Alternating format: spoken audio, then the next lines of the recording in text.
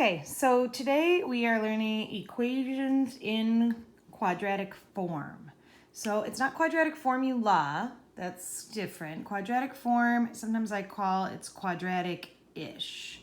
So let's just look at this one and you'll kind of understand. So if we look at this first one, x to the fourth minus 10x squared plus 9, it's not quadratic, right? Because quadratic has to have a squared. This one has a fourth. But it's similar to a quadratic, and I can factor it like this. X squared what? Minus 9. X squared minus 1. That's going to work because x squared times x squared is x to the fourth, right? And if I check my inners and my outers, I get negative 10x squared. So I'm good. Then I look at that and say, hey, I can factor that again. X minus 3, x plus 3, x minus 1, x plus 1, right? So when I'm all done, I'm going to get 4 answers, right? And it's okay to just jump to the answers. 3, negative 3, 1, and negative 1.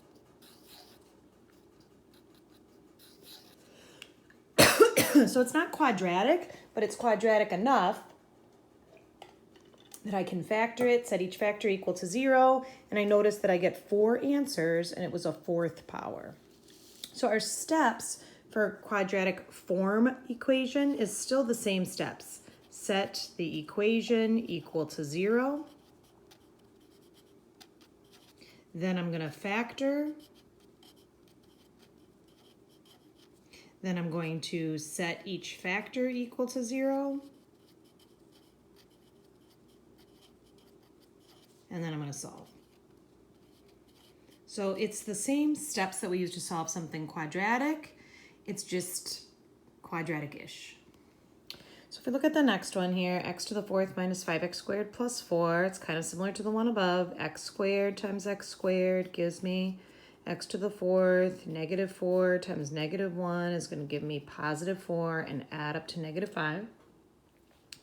Now if I want, I can solve these mini equations using square roots like we talked about yesterday, right? I could factor them, but just to show you something different, right? I could add 4 to both sides, I could add 1 to both sides, and then I could square root everything.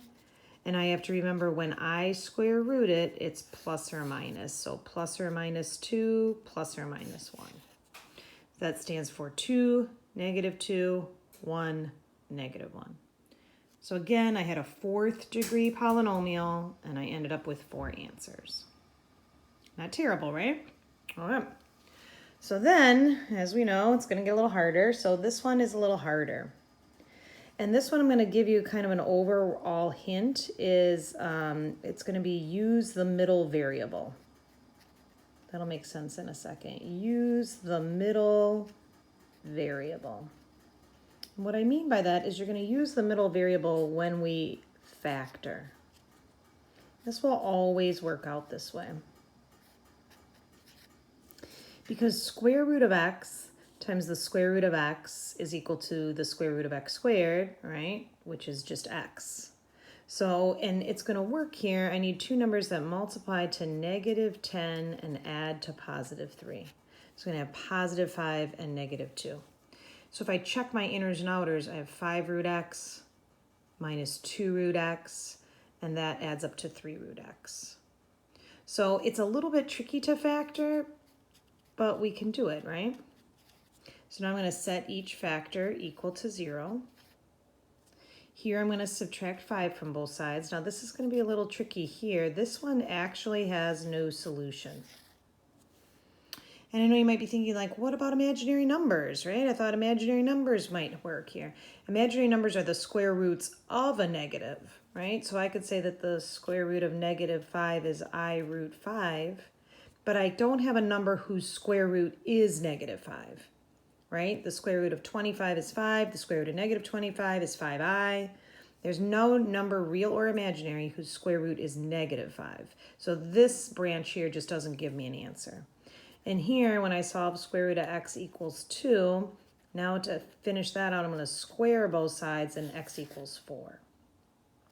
So interestingly, the original problem had a power of 1, and I only had 1 answer. And I used that middle variable to factor. Yeah. Okay, phew, next two.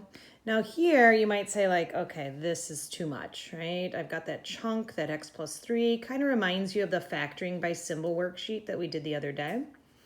If you want to make life a little easier, we can use a substitution for these problems. You don't have to, but a lot of people find it easier to let y equal x plus 3. And why x plus 3? Again, I chose the middle variable. If I choose that y equals x plus 3, then I can rewrite my problem y squared plus 5y plus 6 equals 0. And now life is good, right? Y plus 3, y plus 2. I've done this forever. I'm going to get two answers. I can jump right to the answers, -3 and -2, right? But I'm not fully done with the problem because the y was standing for x plus 3. So I've got to substitute it back. X plus 3 equals -3. X plus 3 equals -2. X equals -6. Oops, and x equals -5. Now, if I really want to be a superstar, I could plug in those answers, right? Make sure that they work. But I'm pretty confident, right? So again, what I did is I chose the middle variable to replace with a y, created an easier version of the problem, which I could factor and solve, but then had to re-plug in the x plus 3 to finally solve it. We're going to do the same thing for this one. I basically use the substitution whenever it looks too tough to factor. As time goes on, though, you might be able to just factor it without the substitution. But for now, I'm going to try it. So if I let y equal x to the -2, just to show you, y squared then would be x to the -2 squared, which is x to the -4, right? So if I go back and plug that in, it's going to be y squared plus 5y minus 36 equals 0. And now I'm back on solid ground. I can factor that. Y plus 9, y minus 4. So I get two answers, -9 and 4. But I'm not totally done, of course, because the y was equal to x to the -2, which, by the way, what is x to the -2? Oh, right, 1 over x squared.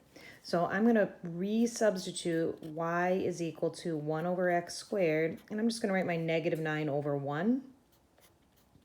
1 over x squared equals -4 over 1. Now this, I'm going to have to use an old friend.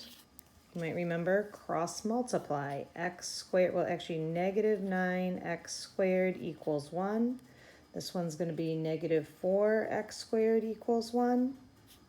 And now I am going to have imaginary answers here. X squared equals -1/9. This is tricky for people. What's the square root of 1/9? Well, isn't 1/3 times 1/3 1/9? Sorry, I gotta, let's see. So x equals, let me write it. Yep, plus or minus, because I took the square root. Because it was the square root of -1/3. Or really, I should have written plus or minus 1/3 I. That would be better. Those are the two roots that come from that answer. From this answer here, when I divide, I'm going to get x squared equals -1/4, square root. I was the one that did the square root, so it's plus or minus. The square root of 1/4 is 1/2, and the square root of the negative is I. So it has the plus or minus, and it has the I. So just to go through that one more time, it was a harder one. Like, it looked harder, so I chose the middle variable and did a substitution. So y equals x to the -2. Then I can rewrite the easier version, y squared plus 5y minus 36, factor it and solve, but I've got to go back and plug in. So I'm plugging in 1 over x squared for y, cross multiplying, and then square rooting both sides. So I have a plus or minus, and since it was the square root of a negative, I have an I. So I know that it's tricky that I'm not here, but I'm hoping that this video helps you see that it's really just a harder version of what we did, solving by factoring. And you can work on your homework, and we will clean up any questions that you might have tomorrow. Thanks for being understanding.